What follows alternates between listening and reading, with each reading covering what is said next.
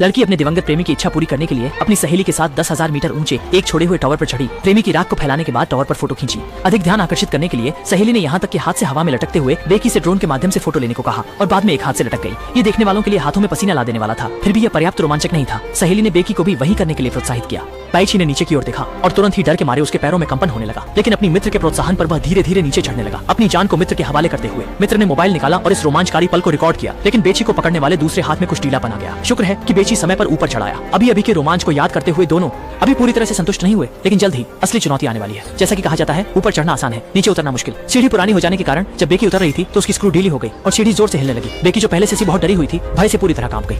धीरे धीरे और भी ज्यादा स्क्रू गिर गए। अचानक फिर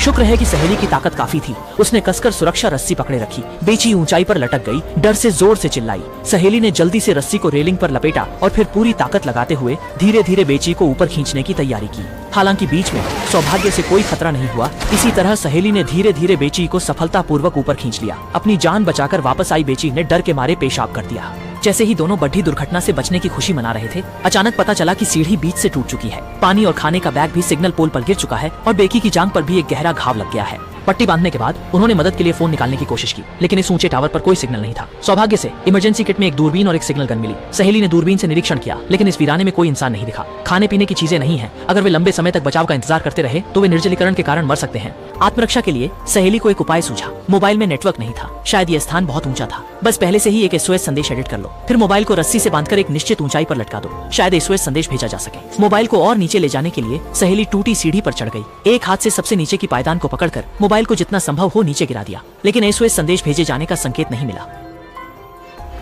अंत में उसकी सहेली ने हार मान ली। ऊपर चढ़ने के बाद एक और तरीका सोचा, वह था मोबाइल को सुरक्षित रखना, फिर उसे सीधे नीचे फेंक देना। बस मोबाइल टूटे बिना मदद का संदेश सफलतापूर्वक भेजा जा सकेगा। उसने तुरंत ही जूता उतारा, मोबाइल को उसके अंदर रखा, फिर और अधिक कपड़े भरकर सीधा नीचे फेंक दिया। बचाव दल के आने का इंतजार किया। सहेली ने दूरबीन से जूते पर नजर रखी, लेकिन देखा कि टावर के नीचे एक आदमी फोन पर बात कर रहा है। इस समय फोन पूरी तरह टूट चुका था। दोनों ने जैसे किसी जीवन रक्षक तिनके को पकड़ा हो। आदमी को बेतहाशा पुकार रहे थे, पर दूरी ज्यादा होने के कारण आदमी सुन नहीं सका। बेकी ने जल्दी में एक जूता फेंका, पर फिर भी उसका ध्यान नहीं गया। फिर से दूसरा जूता फेंका, तब जाकर उसे पता चला। आदमी ने पीछे मुड़कर देखा, अचानक से जूते को देखा और अधिक नहीं।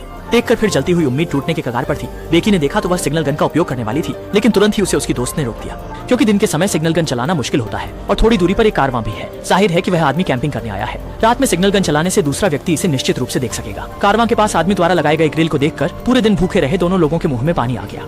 जैसे ही रात का अंधेरा छाया, बेकी ने सिग्नल गन चलाई। पूरी रात का आसमान आग की रोशनी से जगमगा उठा। आदमी ने आखिरकार टावर पर फंसे दोनों लोगों को देख लिया, लेकिन आदमी ने बचाव के लिए फोन नहीं किया, बल्कि उनकी कार के पास आया, खिड़की तोड़ी और अंदर घुसकर उनकी कार को ले गया। जगी हुई उम्मीद फिर से टूट गई और दोनों ने एक डरावनी रात बिताई। अगले दिन सुबह बचाव दल नहीं आया और दोनों को एहसास हुआ कि मदद का संदेश नहीं भेजा गया था। यदि वे आत्मरक्षा नहीं करते तो वे जल्द ही भूख से मर जाएंगे।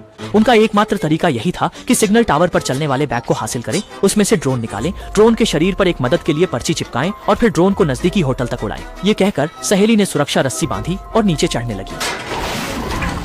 भाग्यवश सब ठीक रहा। सहेली ने नीचे की ओर चढ़ाई जारी रखी, लेकिन रस्सी की लंबाई सीमित होने के कारण वह बैग तक नहीं पहुंच सकी। सहेली ने एक साहसी निर्णय लिया और वह था सुरक्षा रस्सी खोलना, फिर एक हाथ से पकड़ना ताकि खुद को अधिकतम नीचे ले जाया जा सके, लेकिन लंबाई फिर भी पर्याप्त नहीं थी। इसके बाद उसने जोखिम की परवाह किए बिना सुरक्षा रस्सी छोड़ दी और सीधे सिग्नल पोल पर कूद गई और पाया कि पूरा सीढ़ी पूरा गिर गया, लेकिन सौभाग्य से बैग मिल गया। थोड़ी सी उम्मीद है। एक दिन और रात धूप में बैठी सहेली ने पानी उठाकर पी लिया, लेकिन ऊपर कैसे चढ़ना मुश्किल हो गया। चूंकि रस्सी की लंबाई कम थी, सहेली को एक तरीका सूझा, वह यह कि बैग को सेल्फी स्टिक पर फिक्स करें और फिर उससे पकड़ें। रस्सी पूरा जोर लगाकर बैग को पकड़ लिया। उसके बाद बेकी रस्सी खींचने लगी, अपनी सहेली को धीरे धीरे ऊपर की ओर खींचते हुए। जैसे ही सहेली टूटे हुए सीढ़ी को पकड़ने वाली थी, अचानक उसका पैर फिसल गया। बिना मजबूती से पकड़ी हुई सुरक्षा रस्सी को देखते हुए बेकी ने धीरे धीरे नीचे की ओर देखा, डरते हुए कि कहीं उसकी सहेली टावर से न गिर जाए।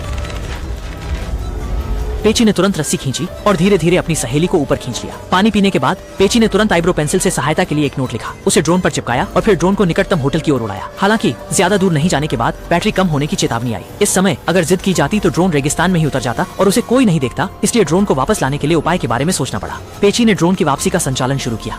然而就在最后一刻没电了，好在贝奇成功抓着无人机，然而给无人机充电又成劳难题。就这样到了深夜，贝奇突然发现镐塔上只有她独自一人，而闺蜜早已死亡，正在北图就啃噬尸体。原来只是一场噩梦。王朝山说的信号灯，她突然想到可以去投点。第二天一早，贝奇和口帕尼补充体力，然后便顺着竹子下画。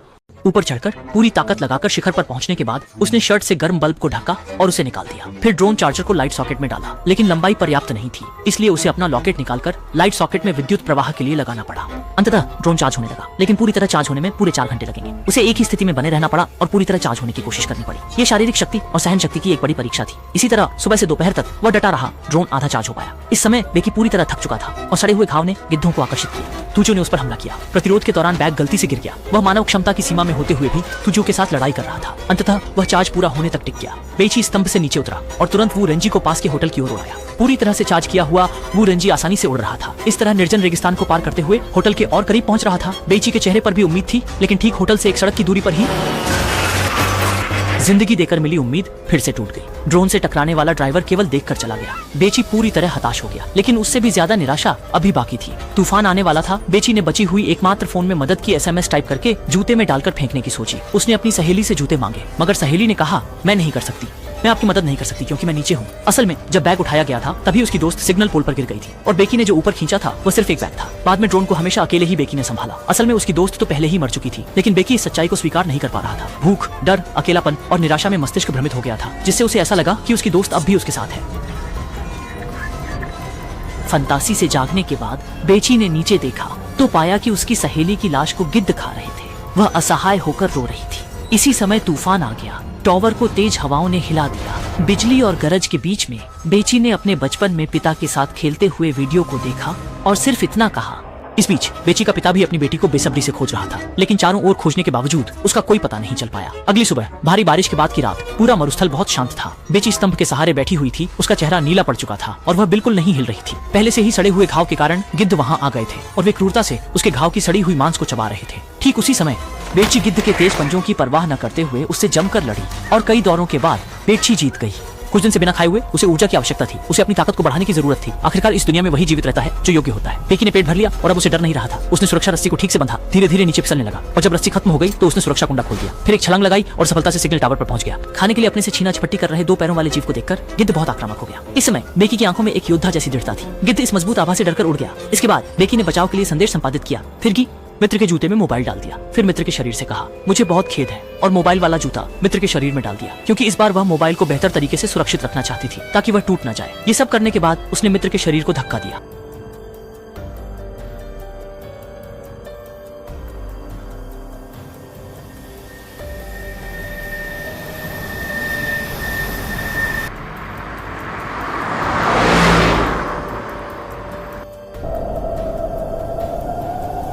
पिता और बेटी दोनों एक दूसरे को गले लगाकर रोने लगे। अपनी सहेली की लाश को देखकर बेची की आंखों में अपराध बोध से भरी हुई थी। इस घटना के बाद उसने अपने पिता से कहा कि वह अब कभी ऊंचाई पर नहीं चढ़ेगा।